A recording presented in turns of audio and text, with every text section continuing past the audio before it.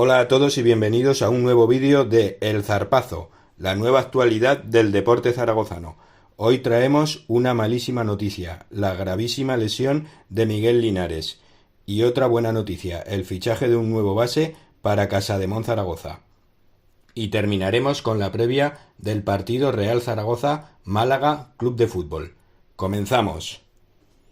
Como ya hemos comentado, comenzamos con la malísima noticia de la lesión gravísima de Miguel Linares, jugador de la Sociedad Deportiva Egea y que ha militado en el Real Zaragoza, siendo uno de los jugadores más queridos por la afición. Miguel Linares sufre rotura del ligamento cruzado anterior de la rodilla izquierda, lesión que le hará perderse toda la temporada, y que se produjo en el partido frente a la Llagostera de Copa Federación. Mucho ánimo, Miguel, y esperamos tu pronta recuperación.